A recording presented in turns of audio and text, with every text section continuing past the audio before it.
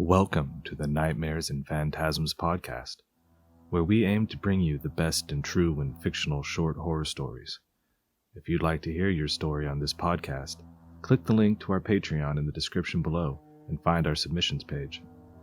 If you enjoy what you're hearing, please give it a like and a comment on whatever platform you found us on, and don't forget to become a patron. Every little bit helps to keep us doing what we're doing.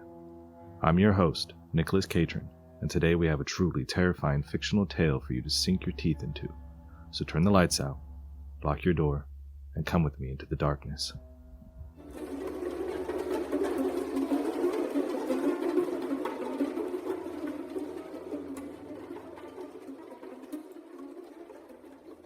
Gone by Mike Towse. The music from my phone suddenly stops feeding through the stereo, and as I open my eyes and reach out for it on the passenger seat, there is a sudden and painful tightening across my chest. Something feels wrong. The field is in complete darkness and empty aside from half a dozen footballs scattered across the pitch. The hell? There must have been 60 kids on that pitch when we arrived, not to mention the parents and coaches. And where's Mary? She was stood right in front of the car talking to some of the other mums. 7:01 reads the clock. I remember seeing it at 6:58. I could have only had my eyes shut for a few seconds.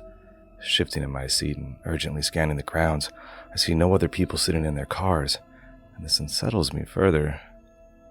There are no signs of life, no movement, nothing. The pain in my chest is getting worse, and my mind is racing. I can't breathe. I need some air. As I step out of the car, the absolute quiet is even more noticeable, an uncomfortable and oppressive silence that is alien and terrifying. No traffic can be heard from the nearby main road. No dogs are barking, no birds are singing. Even the breeze has been stolen, and with it, the sound of the trees. Urgently walking over to the field, I shout my son's name, Ben! And it's impossibly loud. Increasing my pace as I follow the barrier around, I realize the entire landscape is untouched by light. Nothing for as far as I can see pollutes this intense darkness. The unlit floodlights that surround me appear so alien as they tower into the night sky, eyes bearing down on me unsympathetically. Ben! I scream again, Mary! Running across to the car, I have no plans, only to find out what the hell is going on. I want my son back. The tires spin over the soft gravel, and as I make my way towards the exit, I reach for the phone again. But still, no signal. Flicking on the high beam to cut through the impossible blackness, I carefully navigate the country lane until I get to the crossroads and slowly bring the car to a halt. It's just after 7. The road should be humming, but not one car. I wind the window down, but only to an evil silence. Pulling away, I switch on the radio, and the cold hiss of static greets me. I leave it on. It's better than nothing. As I turn onto the main street, things only get worse. There is no light emanating from the stores or apartments. Even the 24-hour supermarket is in darkness.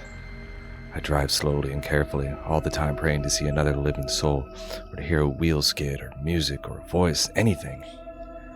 I want to be home, for everything to be back to normal. The tears sneak up on me. I feel stupid for crying like this, helpless.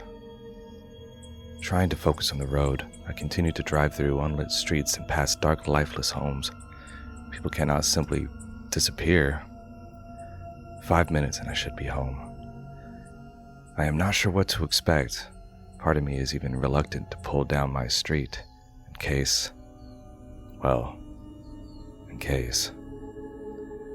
Petrol station on the left, deserted, dead. My mind is going crazy again, a torrent of theories, but none of them plausible. Only one more street and I will be there. I wonder why I am here at all. None of it makes sense. The sign for our street normally brings comfort after the long working days, but tonight it gives me nothing but anxiety and another stabbing pain across my chest. As I turn, I prepare myself for the worst, but it doesn't stop the feeling of overwhelming sadness as I see our unlit abode menacingly devoid of life. I stop the car in the middle of the road, fling open the door, and run towards our house. "Mary!" I shout, but with little hope. My chest feels like it's ripping in two now, anxiety and grief mercilessly attacking from the inside. Finally, I reach our path, but as the gravel crunches beneath my feet, I am struggling to get enough air in. Suddenly, all the lights in our house come on at once, and then die just as quick, a brief flicker that momentarily illuminates the night. Simultaneous pain surges through me at an almost unbearable level, and it consumes me, owns me. I feel my lips split as the tooth rips through it. Gripping my chest tightly with my right hand, I continue stubbornly floundering down the path. "Mary!" I call out desperately. The house lights flicker again, multiple times, and the pain jolts through me once more, but this time in a series of explosions that send me to my knees. Pain is relentless, and I feel the world beginning to wash away. But I need to make it home. Writhing across the gravel, I finally make it to the doorstep and turn the handle, and as the door opens, the lights immediately flicker with such brilliance they almost blind me. The accompanying pain sends me sprawling across the doorway and onto my back, and I am half in, half out, staring at the starless night sky. Suddenly, I hear Mary's voice, distant, but I hear it. "David!" Throaty, desperate, desolate. The lights settle into a dull and sporadic flicker. I try and speak her name again, but my chest feels as though it's caving in, and I cannot breathe. It all becomes clear as I lie here on my back, half in, half out. "Try again!" Her voice floats across the silence. I feel a small surge of pain, but nothing like the ripples that tore through me before, and at least I made it home. The gaps between the flashes are getting gradually longer, till they become more of a dull pulse, and then they stop, and the black sky begins to fall on me. The end.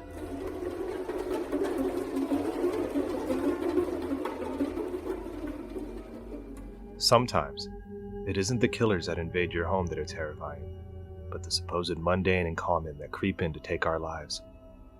Thank you for listening to this dark tale from author Towse. If you enjoyed what you heard, please give us a like and a comment on whatever platform you found us on, and don't forget to share with your friends. To submit a story or become a patron, click the link in the description box below. I'm your host, Nicholas Catron, signing off, and this has been a Lapse of Mind Media production. Stay safe out there.